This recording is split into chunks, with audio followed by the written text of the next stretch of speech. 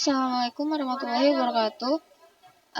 Perkenalkan, nama saya Rahel Nisa Septiana dengan NPM 25782050. Di sini saya akan menjelaskan tentang modul 16, yaitu dasar-dasar keamanan jaringan. Di sini di 16.1 ada ancaman dan kerentanan keamanan. Di mana penyusup tuh bisa memperoleh akses ke jaringan melalui kerentanan perangkat lunak, serangan perangkat keras, atau dengan menebak nama pengguna dan kata sandi seseorang. Di sini ada informasi tentang setiap ancaman. Yang pertama itu pencurian informasi, lalu ada kehilangan dan manipulasi data, ada pencurian identitas, dan gangguan layanan. Jadi di sini untuk pencurian informasi itu dia membobol komputer buat dapetin informasi rahasia.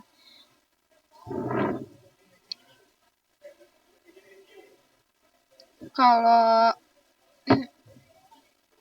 kehilangan dan manipulasi data itu membobol komputer buat ngehancurin atau ngubah catatan data. Lanjut, di 16.1.2 itu ada jenis kerentanan. Jadi kerentanan itu tuh tingkat kelemahan dalam jaringan atau perangkat. Nah, di mana beberapa tingkat kerentanan itu melekat pada router, saklar, desktop, server, dan bahkan perangkat keamanan. Biasanya perangkat jaringan yang diserang itu titik akhir seperti server sama komputer desktop. Jadi ada 3 kerentanan atau kelemahan utama. Yang pertama ada kebijakan teknologi, konfigurasi, dan keamanan. Di sini ada informasi mengenai kerentanan teknologi. Yang pertama ada kelemahan protokol TCP atau IP. Terus ada kelemahan sistem operasi dan kelemahan peralatan jaringan. Di sini ada keamanan fisik, yang dimana ada 4 kelas ancaman fisik. Yang pertama itu ada ancaman perangkat keras, ada ancaman lingkungan, ancaman listrik, dan ancaman pemeliharaan. Di sini ada rencanakan keamanan fisik untuk membatasi kerusakan peralatan. Yang dimana langkah pertama, kunci peralatan dan cegah akses tidak sah dari pintu, langit-langit, lantai yang ditinggikan, jendela, saluran, dan ventilasi. Untuk yang kedua, pantau dan kontrol entry lemari dengan lock elektronik. Yang ketiga, gunakan kamera keamanan. Mungkin itu saja yang bisa saya sampaikan untuk modul 16.1. Sekian, terima kasih. Baik, saya Muhammad Hasan dari kelas 2B akan menjelaskan bagian 16.2 yaitu Network Attacks. Pertama, kita akan bahas dari 16.2.1 yaitu Types of Malware. Malware adalah perangkat lunak yang dirancang khusus untuk merusak, mengganggu, atau mencuri data. Terdapat 3 jenis utama pada malware ini. Yang pertama adalah virus yang menempel pada program lain dan menyebar pada saat dijalankan. Yang kedua ada worms yang merupakan perangkat lunak mandiri dan dapat menyebar melalui jaringan tanpa adanya bantuan dari manusia. Lalu ada Trojan Horse yang merupakan program berbahaya yang dapat menyamar sebagai perangkat lunak sah dan seringkali membuka akses gelap ke dalam sistem. Selanjutnya yaitu 16.2.2 Recognize Attack. Recognize Attack atau serangan pengintaian dilakukan untuk menemukan dan memetakan kerentanan sistem. Penyerang menggunakan alat internet seperti NSLog dan WAIS untuk mengetahui rentang alamat IP. Lalu selanjutnya mereka menggunakan alat seperti Fping ataupun Gping untuk melakukan ping sweeps, lalu melacak alamat mana saja yang aktif di dalam jaringan tersebut. Mirip seperti saat kita sedang mencoba menghubungkan setiap nomor di buku telepon secara berurutan gitu, untuk mengetahui dari alamat IP masing-masing atau mengetahui alamat untuk menuju ke server ataupun komputernya yang akan diserang gitu. Selanjutnya 16.2.3 Access Attack.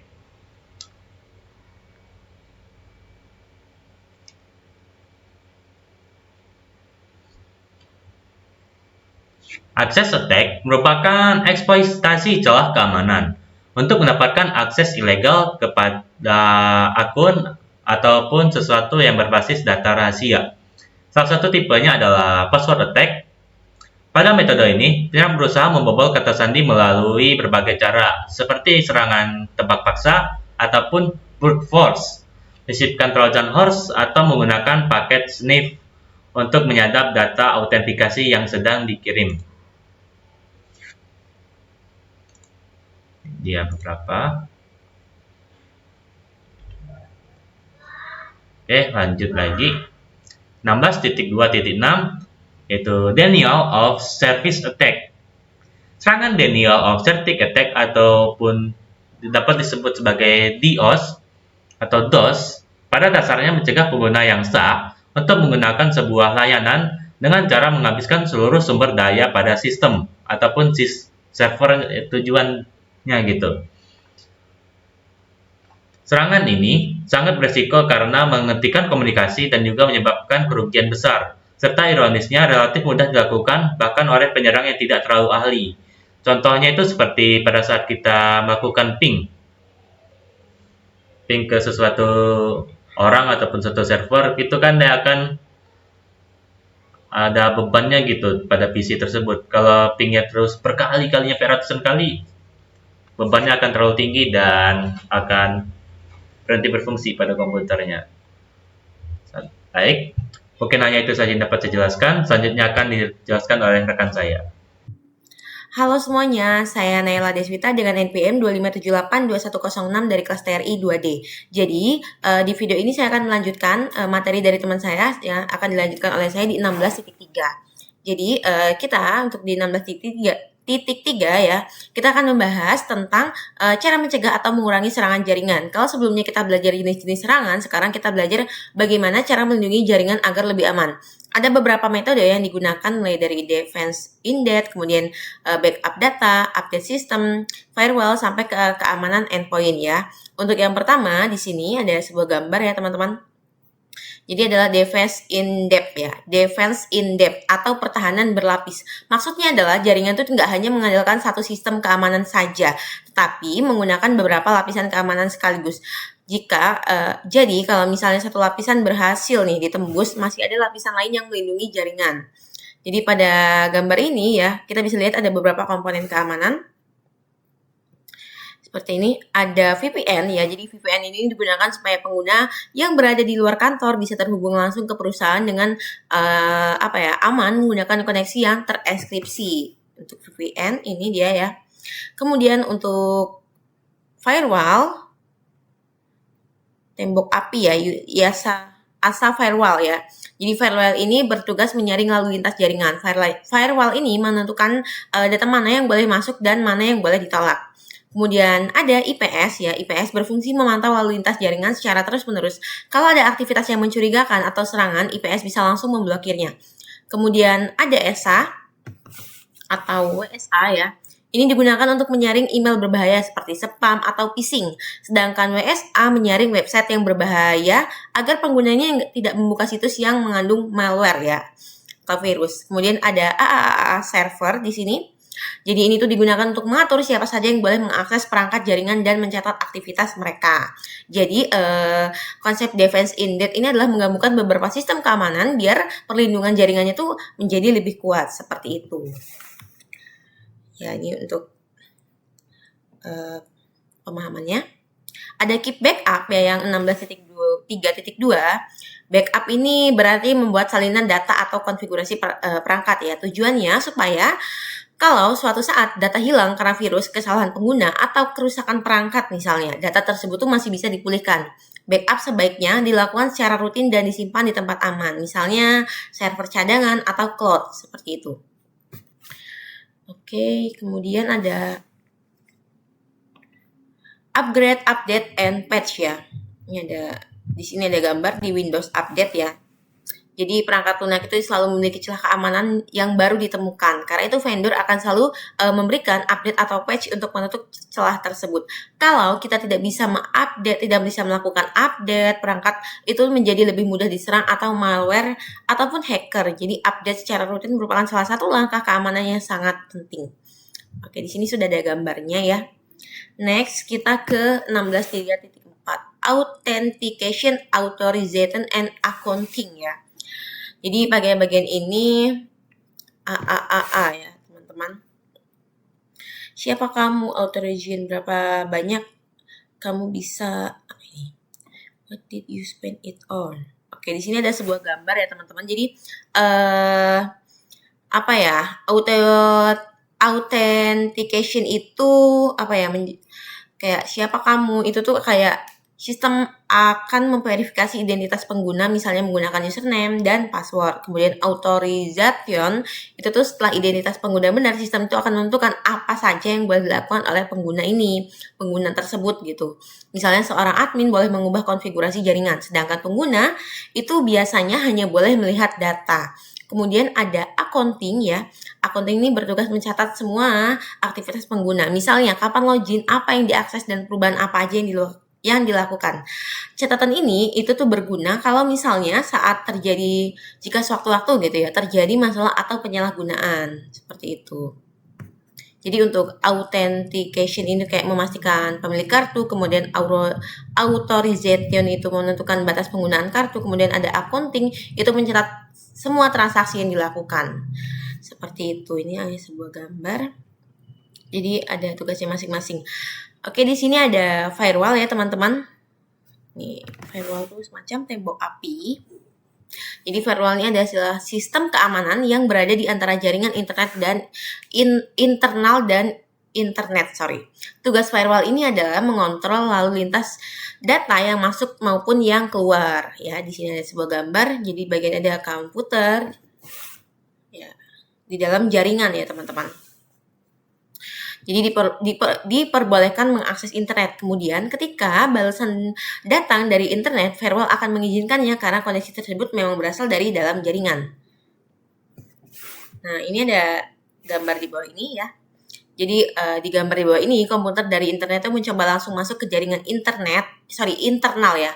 Komputer ini mencoba masuk ke dalam jaringan internal, firewallnya langsung memblokir koneksi tersebut karena itu tidak memiliki izin seperti itu.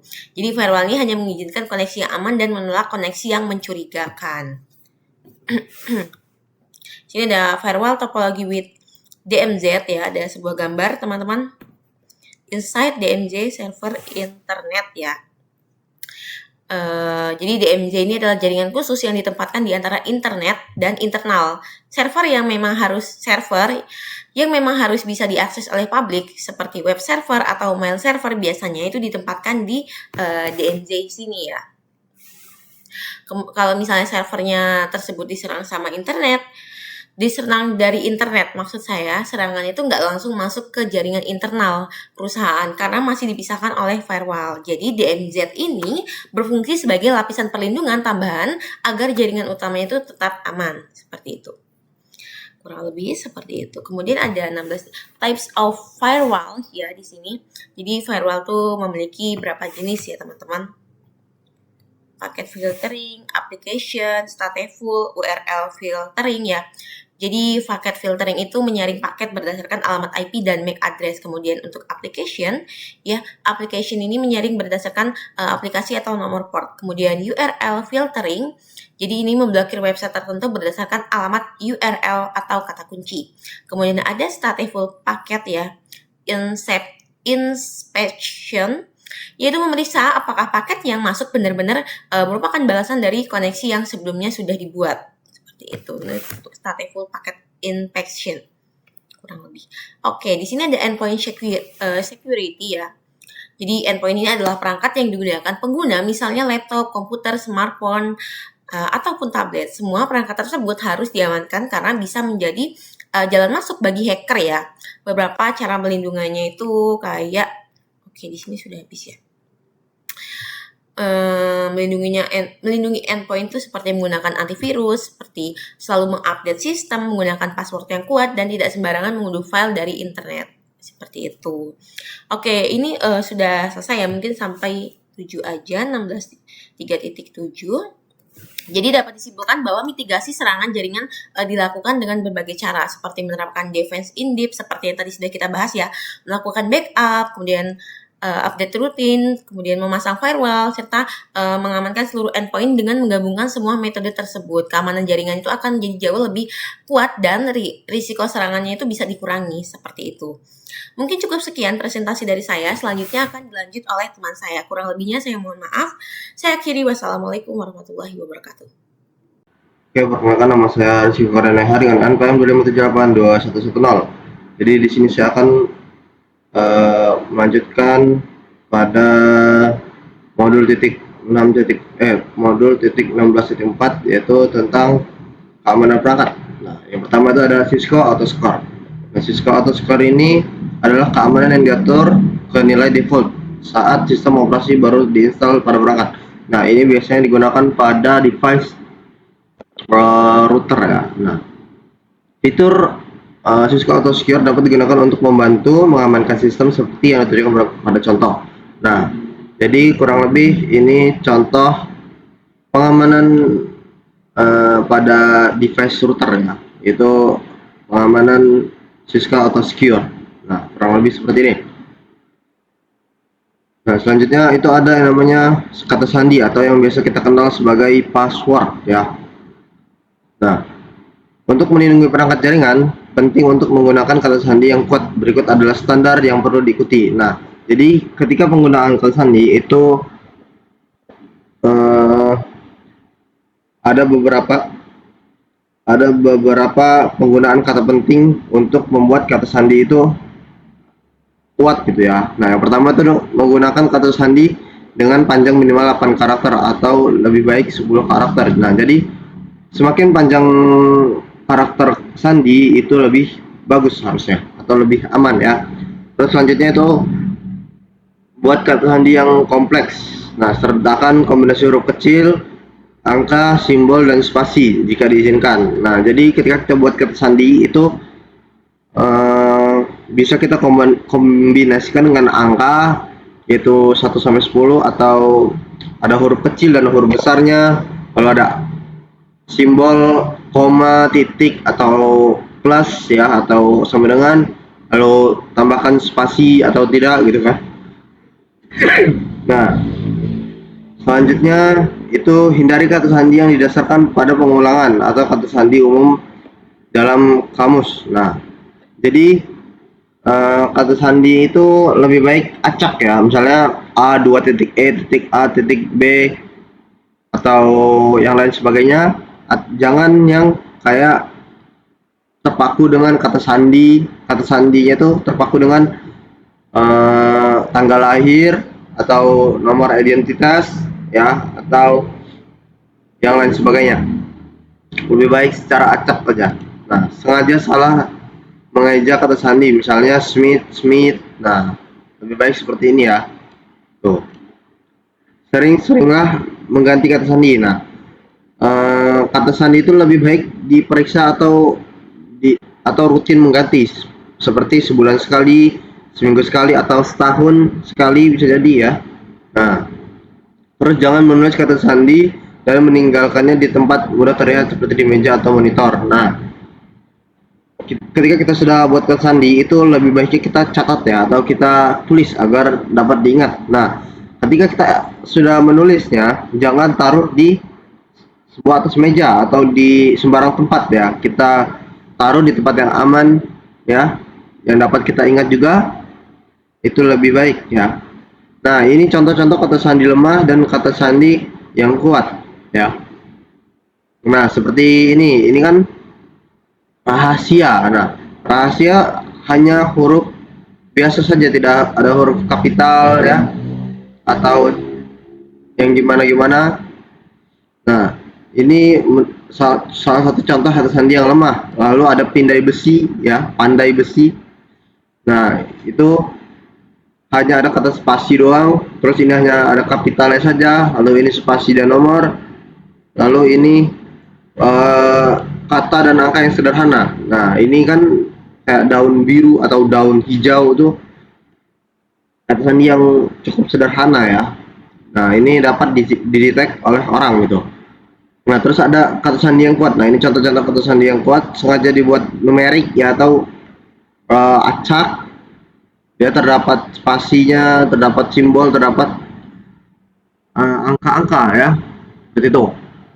Terus selanjutnya itu ada keamanan kata sandi tambahan. Nah, yaitu untuk mengamankan kata sandi kita ada keamanan tambahan, yaitu mengenkripsi kata sandi teks biasa. Nah, Mengenkripsi itu apa? Misalnya kita sudah memasukkan kata sandi, lalu kita encrypt menggunakan service password encryption.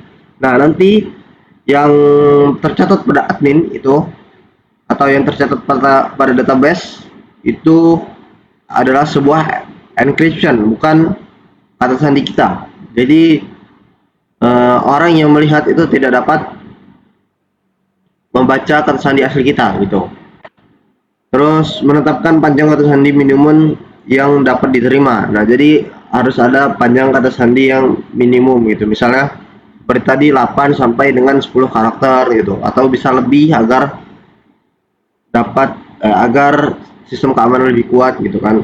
Terus ada mencegah serangan tebak kata secara paksa atau brute force. Nah, ini juga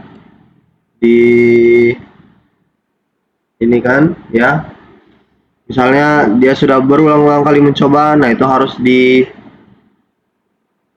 dibatasi juga ya. Terus menonaktifkan akses mode akses istimewa yang tidak aktif setelah jangka tertentu. Nah, jadi ketika kita masuk ya menggunakan kata sandi itu harus ada jangka waktunya, misalnya 10 menit, 5 menit atau 20 detik ya, atau dan lain sebagainya. Nah, terus ada mengaktifkan SSH atau Secure Shell Host ya, yaitu untuk mengaktifkan